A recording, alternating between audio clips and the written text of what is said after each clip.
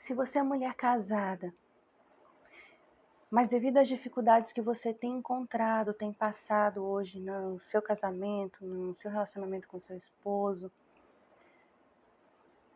você vive à espera de um príncipe encantado que venha num cavalo branco, te arrancar dessa vida difícil que você vive, te levar para um mundo de sonhos, fantasias, ilusões, quem sabe um Richard Gere. Se essa é você, esse vídeo é para você. Meu nome é Luciana e eu te convido a ficar comigo nesses próximos minutos. Eu vou te contar um pouquinho da minha história e vou tentar te acordar, tentar te mostrar que príncipe encantado não existe. Está só na nossa mente, nas nossas fantasias. E isso só nos aprisiona e impede-nos de viver a realidade que Deus tem para a nossa vida hoje. Nós mulheres somos conhecidas como um bibelô, como emotivas, frágeis, que qualquer coisinha se quebra, e aí se espatifa os cacos para tudo que é lado, e depois aquela dificuldade para juntar e ser tratada, né? Mas será que isso é verdade mesmo? A minha infância, eu sempre fui uma menina alegre, extrovertida, com muitas amizades. Tive uma infância muito feliz, viajei muito e tudo para mim era sonhos, era filmes, romances, tudo era lindo e maravilhoso, tudo era flores, digamos assim, né? E eu fui criada nesse meio, onde não existiam problemas, né? Eu não via muito jornal, eu não vivia na realidade em si, né? Eu não tinha problemas na minha cabeça. As pessoas não eram más, não falariam mal de mim.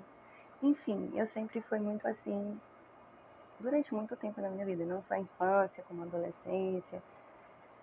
E por essa minha vida, né, essa minha realidade, eu sempre sonhei muito com um príncipe encantado. Mas eu nunca encontrava. Assim, eu comecei a namorar aos 15 anos, algo rápido, mas aos 16 anos eu fiz uma viagem que eu encontrei, digamos, aquela paixão de verão, uma paixão de momento, né? Mas foi algo muito intenso, que eu nunca tinha vivido. E foram poucos dias, duraram poucos dias. Mas foi inesquecível para mim, né? E foi aquela viagem de Caribe, sabe? Em Porto Rico, não sei se você conhece. E eu vivi tudo que uma mulher sonha viver. Um grande amor, um príncipe encantado. Mas de poucos dias. E aquela fantasia ficou na minha cabeça, aquela coisa, eu fui embora, mas não queria ir embora, eu não queria mais voltar para casa, eu queria ficar lá, me casar, ter filhos. E sofri muito. Eu sofri durante 2 anos, chorava todos os dias, e aquela coisa de amor, né, de paixão. A gente se falava toda semana, tinha um negócio de às 6 horas a lua vai chegar e a gente vai se encontrar. Então, todo dia às 6 horas a gente tinha combinado de os dois olharem para a lua e ficarem pensando um no outro, que os dois estariam. Enfim, aquelas coisas de de amor de adolescente, de paixão, né? E eu fiquei durante esses 2 anos à espera, porque ele dizia que um dia ia voltar, né? Aquela coisa. Mas eu tive outros namorados, mas nunca não conseguia levar pra frente, né? Até que eu conheci meu esposo aos 18 anos. Né? A gente se conheceu na renovação carismática. Depois, outro vídeo eu vou colocar aqui. Prometo para vocês, eu vou pegar meu esposo e nós dois juntos vamos contar a nossa história de como a gente se conheceu, né? Em todos os detalhes. Mas a gente se conheceu e eu continuava com aquela paixão no meu coração pelo porto-riquenho, né? E a gente namorou durante 3 meses. Ele chegou, eu estava chorando no local e a gente começou a conversar e tal. E durante esses 3 meses que a gente namorou, eu só falava do porto-riquenho para ele. Que eu amava, que eu não conseguia deixar de pensar e tal, e chorava no colo dele. Até que um dia ele não aguentou e a gente se afastou. Né? Ele disse que ia fazer celibato de 1 ano, porque ele tinha no coração o chamado de ser padre, e como eu não queria nada com ele, eu estava apaixonada por outra pessoa, então ele disse que ia dar esse tempo para ele de ficar 1 ano sem namorar, né? E orando a Deus e tal. E a gente se afastou. Quando a gente se afastou, é como se tivesse caído a ficha. E eu vi, poxa, o que eu tô fazendo, né? E aí comecei a chorar todo dia para Deus porque queria ele de volta. Eu acredito que eu estava começando a enxergar que eu estava vivendo uma fantasia, que aquilo ali nunca ia voltar, né? E eu tinha uma pessoa íntegra, um homem que eu via que gostava de mim, que era honesto, que era trabalhador já e tal, tinha responsabilidades. E aí pronto, fiquei doida, né? Aí eu comecei a ir atrás dele, mandava cartas para ele e ligava e nada. A gente se encontrou em março, aí a gente noivou em junho e casou em março do ano seguinte, então no período de 1 ano. E a gente, depois que a gente casou, foi tudo muito difícil para mim. Foi uma realidade muito dura, né? Como eu falei para vocês, eu tinha uma vida muito de sonhos, né? Aquela coisa encantada, né? E eu nunca tinha lavado pratos, louças, cuidado de casa e tal, aquela coisa toda. E eu tive que passar a fazer tudo isso. A minha realidade passou a ser outra. E foram assim. Aí foi o pior ano da minha vida, foi o primeiro ano de casada. E eu sofri muito, né? Eu sofria muito e na minha cabeça não existia essa questão de separação. Na minha cabeça eu casei, fiz uma aliança e tinha que viver aquilo pro resto da minha vida. Eu tive temor a Deus no meu coração, sempre tive medo de machucar Deus, de entristecer a Deus, né?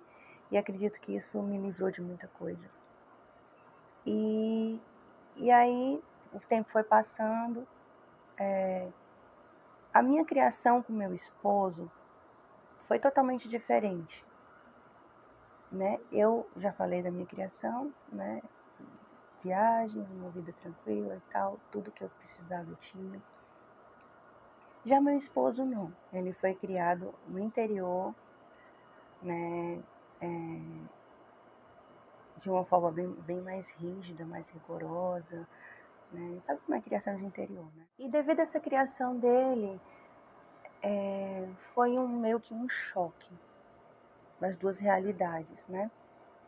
Porque ele era uma pessoa muito calada, muito muito na dele. Eu passei a viver a realidade dele, eu passei a deixar a minha identidade. Eu fui perdendo a minha identidade, né? Sem perceber. Não era ele que fazia isso. Foi uma coisa natural. Eu fui vivendo a vida dele, né? Eu me afastei dos meus amigos, eu não viajava mais porque a gente não tinha condição financeira, nossa condição passou a ser outra. Eu passei eu engravidei logo com 4 meses de casada, eu engravidei da minha primeira filha e a gente passei a lavar roupa na mão, né? Não tinha máquina. Na verdade, a gente não tinha nem eu não tinha nem canto para estender a roupa, não tinha nem canto para lavar a roupa. Eu lavava no banheiro, numa bacia. Era muito assim difícil. Mas a minha maior dificuldade não foi nem essa. A minha maior dificuldade realmente foi o choque de relacionamento, né? E eu fui criada sem palavrões, ele já falava palavrão, ele falava alto, né? Gritava às vezes e tal. Então, isso tudo mexia com o meu emocional, né? Isso tudo me fazia mal. E eu ia me calando, eu chorava, chorava, chorava, e aí depois, no outro dia eu estava bem de novo, porque estava tudo tranquilo, e eu era assim, né? Graças a Deus que eu era assim, porque as coisas iam, né, iam se resolvendo na minha cabeça, mas aquilo tudo estava me afetando, né? Lógico que estava me trazendo tristeza, né? Eu continuava sendo a pessoa que eu era, né? Com ele. Mas qualquer coisa que eu falasse ou que eu fizesse, alguma coisa que chateasse ele se irritava muito, ele ficava muito bravo. E gritava mesmo, e aquilo era horrível. Mas assim, eu tive a minha filha, então aquilo era o meu passatempo, cuidar da minha filha, cuidar da minha casa, né? Ele chegava e aí mal falava comigo, não me dava um beijo, passava de cara fechada, empurrado e tal. Eu não sabia como era o trabalho dele, não sabia o que ele fazia, não sabia nada. A gente mal conversava, era muito, muito superficial o nosso relacionamento, né? E, e aí era, digamos que eu tinha filhos, porque os meus filhos eram a minha alegria, então eu esquecia do resto, né? Mas mesmo assim era difícil. Eu tentei me separar, assim, no primeiro ano de casado, eu quis fugir um dia, né? Tinha até combinado com uma amiga de fugir, mas não deu certo, eu não consegui o dinheiro para fugir. Eu vejo aí um grande livramento de Deus. Até que chegou na crise dos 7 anos, que foi uma crise assim terrível que eu decidi me separar. Definitivamente eu disse, olha, eu não te amo, eu nunca te amei, eu nunca senti nada por você e eu não consigo mais estar casada.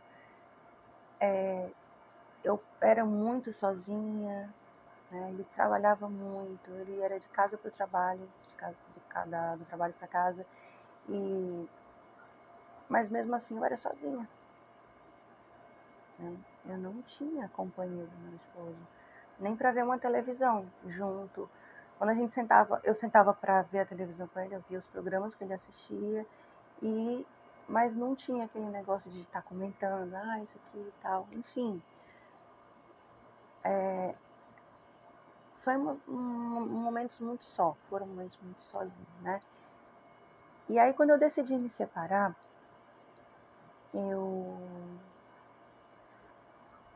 meu esposo, ele enlouqueceu, assim, ele não aceitava e ele dizia que eu estava com coisa na minha cabeça. Quando ele começou a mudar da água para o vinho, né? Deus começou a colocar pessoas ao nosso redor pessoas próximas, que nos levaram para a igreja. A gente sempre frequentou a igreja católica, né? A gente, apesar da gente ter se afastado da renovação carismática, todo domingo a gente estava batendo ponto na missa. Inclusive a gente servia na missa, a gente cantava, eu cantava, ele tocava. E a gente estava sempre na igreja, né? Mas em casa era outra realidade, né? Estar na igreja aos domingos não era algo suficiente para nos fortalecer como casal. E aí a gente conheceu um casal que insistiu muito para a gente conhecer a igreja deles. Muito, mas muito. Até que meu marido chegou para mim e falou, vamos conhecer essa igreja, para eles pararem de perturbar a gente. E aí com 7 meses a gente aceitou Jesus como Salvador na nossa vida. Realmente a gente passou a cada vez mais buscar Deus e servir, né? Realmente passou a conhecer realmente quem era Deus. E não viver simplesmente superficialmente, né? De ir a uma igreja. E aí a nossa realidade começou a mudar. A conhecer mais da palavra, a gente começou a lutar pelo casamento e tal, né? E meu esposo mudou muito. Na época eu lembro que ele emagreceu muito, né? Chegou a perder 35 quilos. Em poucos meses, ele fez de tudo para mudar, para melhorar, para ser uma pessoa melhor, né? E ele realmente foi mudando. Na verdade, ele foi se entregando a Deus e Deus foi fazendo esse processo, essa mudança nele. A gente passou a ajudar outros casais, né? Nós nos fortalecemos e passamos a ajudar outros casais. E aí, servindo casais, a gente foi nos fortalecendo e passamos a liderar grupos de casais, né? E passamos alguns anos assim, até que meu esposo... mas em casa não tinha uma verdadeira mudança ainda, sabe? A gente buscava, mas não era realmente aquela mudança aquela mudança. E aí foi quando eu continuava me sentindo muito só, apesar da gente estar com todos os afazeres da igreja, a gente servia muito na igreja, né? Eu particularmente servia muito na igreja, que, abrindo parêntese aqui, tenham muito cuidado, você que está iniciando na igreja, que acabou de se converter, isso não foi bom para a minha vida, né? Eu servia quase que 24 horas na igreja, fazia várias coisas, né? Eu trabalhei numa comunidade que fazia parte da igreja e tinha poucas pessoas que serviam, então eu me virava nos 30 lá, fazia tudo. Chegava em casa, ainda tinha que preparar as coisas para estar servindo, né? E era louvor, era ministério infantil, enfim, era um coral que eu cuidei com as crianças e também ajudava na parte das mulheres, enfim, era muita coisa. E eu não tinha tempo para minha família também, eu não tinha tempo para minha casa e para os meus filhos. Onde é que estavam os meus filhos nisso tudo, né? E meu tempo era dedicado à igreja total. E eu estava me preenchendo com isso, mas eu não estava me preenchendo com Deus. E aquele vazio continuava, porque só o servir não me alimentava. Eu ouvia a palavra de Deus, eu ia para a igreja, eu ia para os cultos, direto, ouvia muito, mas a intimidade que eu precisava ter com Deus em casa, a busca na palavra dele, o conhecimento profundo dele, eu não estava tendo mais, porque eu não tinha tempo. Eu só tinha tempo para servir. E isso foi mais um problema. Na verdade, às vezes a gente não enxerga, mas a gente usa o muito servir para fugir da nossa realidade. E isso aconteceu comigo. Eu fugi da minha realidade. Eu queria fugir do meu sofrimento, da minha solidão. Até que meu esposo resolveu fazer faculdade. E aí juntou trabalho e faculdade. Aí ele ficou mais ausente. Minha carência aumentou ainda mais. E eu passei a ir sozinha para a igreja, a ir sozinha para os grupos. E os grupos que tinham as reuniões, né, de casais. Foi uma época em que eu fui assediada na igreja. E isso foi terrível para mim. Foi muito terrível. Eu não vou entrar aqui em muitos detalhes, até porque não precisa.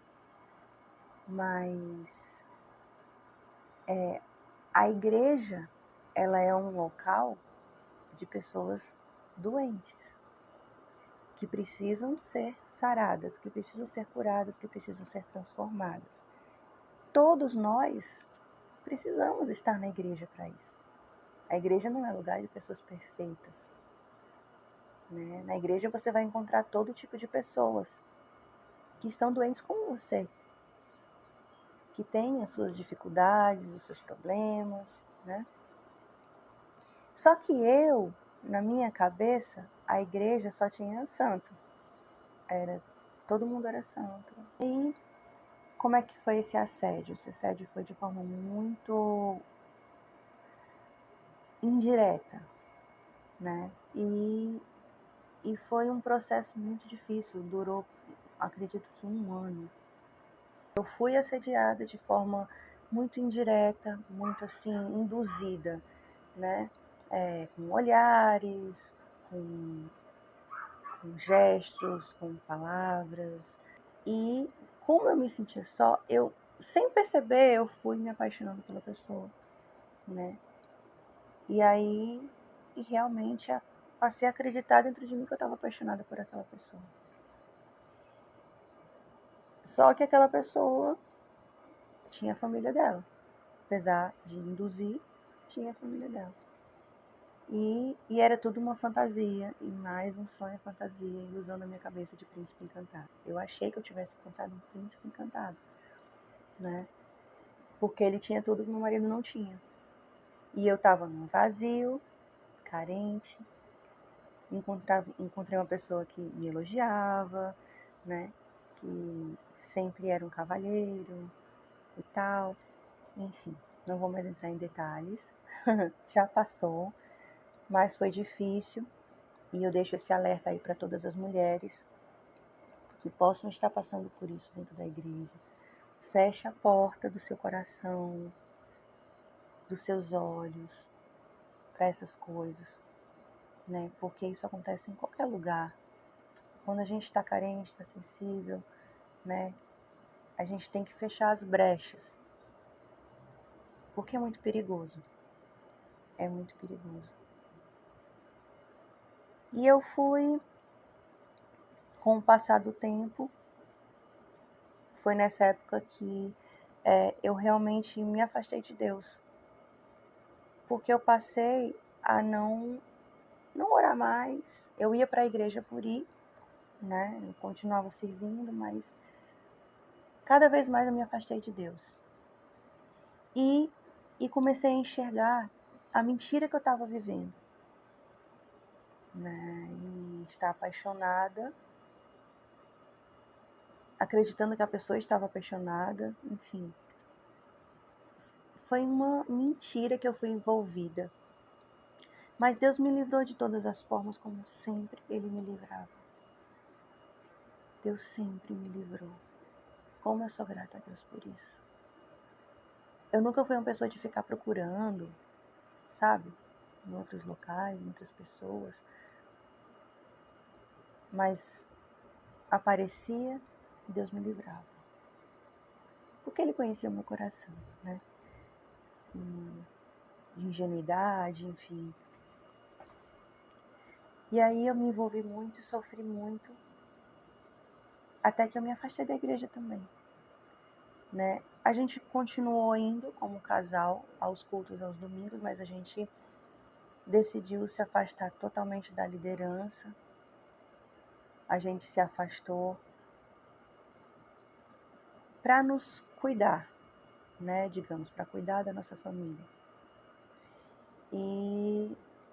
Mas a gente ficou no vazio, né? Durante muito tempo. E durante esse período eu resolvi fazer faculdade, resolvi fazer a minha vida independente do meu marido e da minha família. E durante a faculdade eu comecei um estágio e aí era a minha vida e ele com a vida dele, mas frequentando ainda a igreja, mas continuava aquele vazio e a minha busca pelo príncipe encantado, que eu não tinha. Aquele homem dos sonhos que eu sempre sonhei, dos filmes que eu assistia, eu não encontrava, eu não tinha no meu marido. E eu queria, eu desejava, né? Apesar de eu não... Eu buscava pelo príncipe encantado, mas tá na minha mente, tá, gente? Eu não saía buscando, né? Era sempre na minha mente. Eu sofria porque eu queria o príncipe encantado, né? E aí foi quando um dia eu realmente parei, veio na minha mente, sabe? A lembrança do meu príncipe encantado da minha adolescência, dos 16 anos. E aí eu chamo a atenção a vocês, mulheres, mais uma vez. Cuidado. Cuidado. Isso são armadilhas que vêm na nossa mente. E o que foi que aconteceu? Eu entrei na internet. Me lembrei, né, do porto-riquenho. E fui atrás de procurar o porto-riquenho nas redes sociais. E eu encontrei o porto-riquenho no momento que eu estava mais sozinha, mais carente. Começamos a conversar, a contar nossas histórias e nessa época eu estava trabalhando e mais uma vez veio no meu coração, eu nunca amei meu marido. Eu nunca amei meu marido. Eu sempre amei o meu príncipe encantado dos 16 anos. E era tudo mentira da minha cabeça. Eu criei essa fantasia, essa ilusão. E aí eu passei um mês me comunicando com ele por rede social, por WhatsApp. E a gente se falava praticamente 24 horas, direto. Sempre que dava, a gente estava se comunicando, porque eu estava casada e ele também. E aí a gente relembrava tudo que a gente tinha vivido nos poucos dias naquela época, né? Eu com 16 e ele com 18. E foi tudo muito lindo. E outro parêntese, as redes sociais são maravilhosas. A internet está aí para nos ajudar, né? Está aí para tantas coisas boas. Mas cabe a nós termos discernimento e sabedoria em como usar a internet. Não foi bom para mim. Por quê? Porque eu fui fazer algo que não era para eu fazer. E aí aquele envolvimento, aquela paixão voltou tudo de novo. Ele também queria ficar falando comigo sempre, né? Até que eu cheguei pro meu esposo e disse para ele. Eu não lembro com quantos anos de casada eu tava, né? Mas a gente já tava com 3 filhos. E eu disse que eu tinha reencontrado o amor da minha vida e que realmente eu nunca tinha amado ele e que eu queria me separar. E aí foi terrível, porque mais uma vez meu esposo tinha que me perdoar. Mais uma vez. Ele começou a orar orar, orar. Isso ele já tinha mudado muito, ele já tinha melhorado muito. Falo com ele, não saia de perto dela por nada. Tudo isso é fantasia da cabeça dela. E meu esposo me perdoou mais uma vez. Olha só. O testemunho do meu esposo, eu vou botar ele aqui para falar para todos os homens. Ele me perdoou mais uma vez, mesmo eu dizendo que eu não amava, que eu não queria mais, que eu amava outra pessoa. E tinha passado a me cuidar para essa outra pessoa. Enfim, ele me perdoou. E começou a orar a Deus. Deus, afasta essa pessoa da minha esposa. Afasta. Se ela não consegue afastar, afasta. Faz alguma coisa acontecer e afasta. E foi o que aconteceu. O porto-riquenho começou a se afastar. Eu mandava mensagem, ele não respondia, dizia que não estava tendo tempo. Que quando eu dormia, ele estava trabalhando, e quando eu estava acordada, ele estava dormindo, enfim. E começou a se afastar, eu não sei porquê. Eu sei que ele era casado, tinha um filho que ele sempre amou muito, e respeitou muito. E ele foi se afastando e eu sofri, porque na minha mente ali eu amava ele, e não meu esposo mais. Então, eu comecei a chorar todos os dias, chorava. E comecei a implorar a Deus, meu Deus, o que eu vou fazer se eu não amo meu marido? Eu não consigo ser a esposa que ele precisa. E eu tô infeliz. E aí, chorando todo dia, eu comecei a orar a Deus também. Um dia eu acordei, abri o WhatsApp e olhando lá o Facebook, tinha uma mensagem, um vídeo que eu abri. Normalmente abri por abrir, de uma pessoa, e era uma canção de uma mulher da Renovação Carismática, que eu gostava muito, mas que nunca mais eu tinha ouvido, né? Sueli Façanha, o nome da pessoa que cantava essa canção, e essa canção me marcou. Essa canção, ela dizia assim, essa canção eu passei a cantá-la para Deus todos os dias, e eu encontrava força nela, sabe? Era tua mão, ó meu Senhor, segura minha, pois não me atrevo a um passo só, sem teu amparo, sem teu apoio. Eu não darei, eu só iria fraquejar, eu andaria a vacilar, sem tua mão a me sustentar.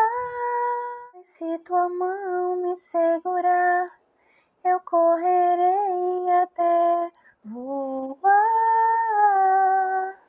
subirei apoiada em ti. Gente, essa música foi tudo na minha vida durante esse tempo.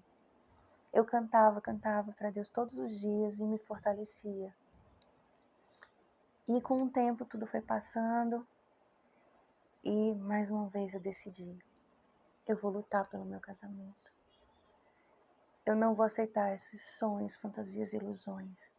E vou voltar a lutar pelo meu casamento.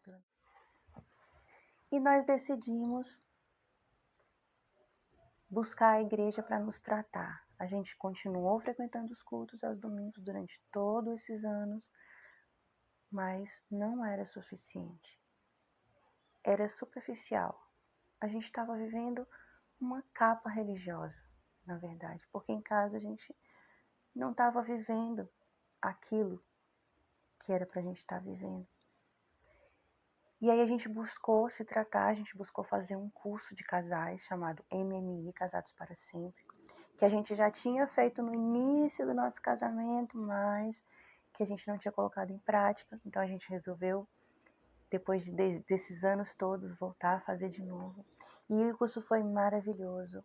né? É um curso que colocou a palavra de Deus realmente em prática no nosso casamento, né? A gente realmente colocou em prática no nosso dia a dia. E ali a gente foi se tratando, a gente se tratou tanto como casal, como também individualmente. E aí a gente passou depois a cuidar novamente de casais. A gente continuava na luta, porque não existe casal perfeito, não existe pessoa perfeita, existe aquela pessoa que busca cada dia melhorar, ser melhor hoje do que eu fui ontem, né? E a gente vai cada vez mais se aperfeiçoando em Deus, Deus vai nos ajudando em todo o tempo. E aí nós ficamos 3 anos servindo nesse ministério, Casados para Sempre, cuidando de casais que passavam muitas vezes pelas situações que a gente tinha passado, ou às vezes estava passando, e aí a gente podia passar isso para eles, podia dar essa força, esse encorajamento, né, e dizer, vamos lá, você pode, você consegue, vai dar certo, deu com a gente, vai dar com você, né.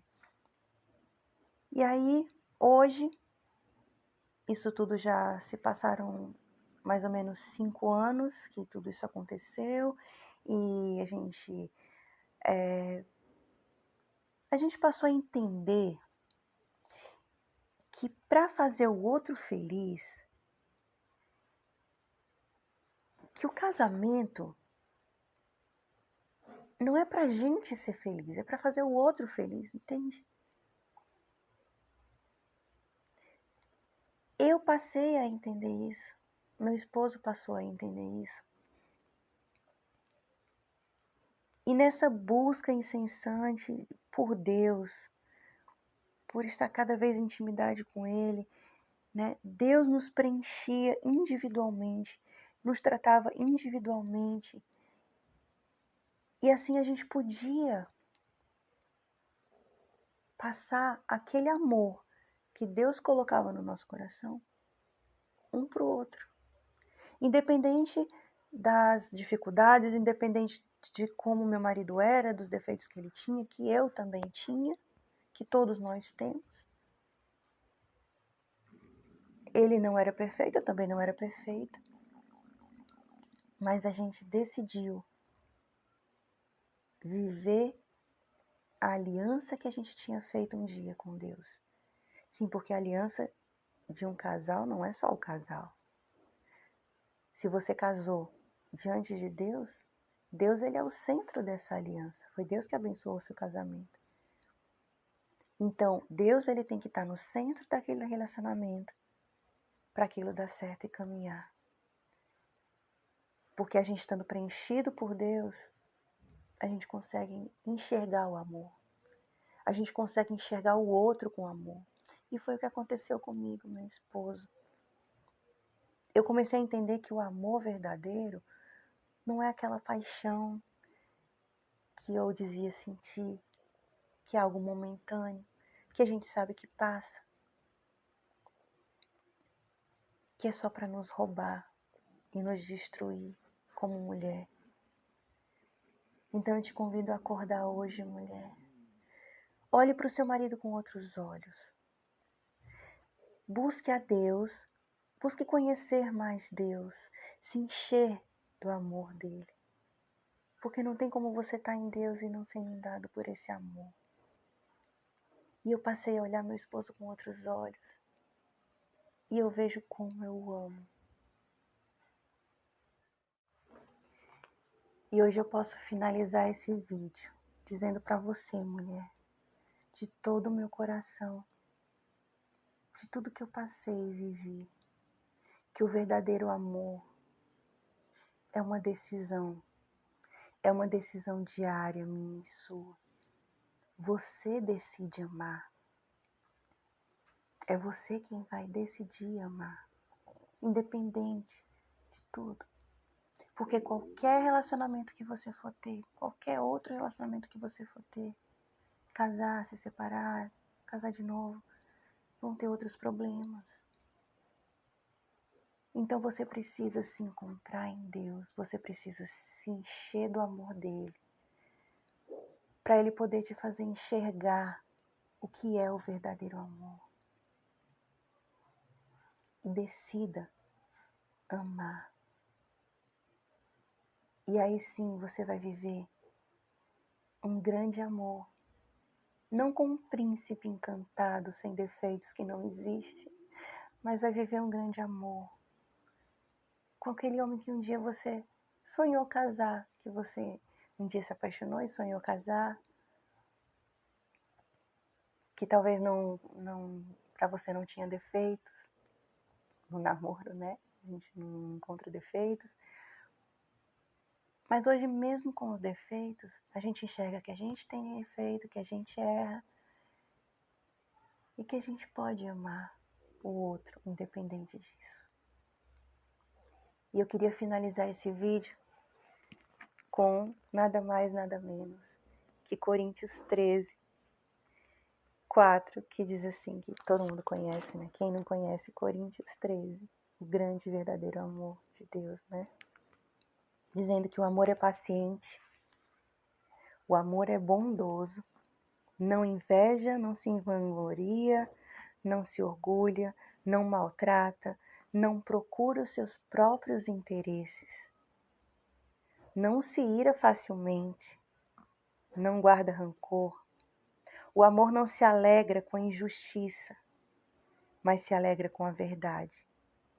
E ele tudo crê, tudo espera e tudo suporta. E hoje eu posso te dizer, o verdadeiro amor existe, mas esse amor você só vai encontrar em Deus, que vai te preencher. Não são pessoas, não são amigos, não são coisas, não é o seu marido que vai te preencher, te fazer feliz. É Deus. Deus em você vai te preencher e você vai estar tão inundada pelo amor dele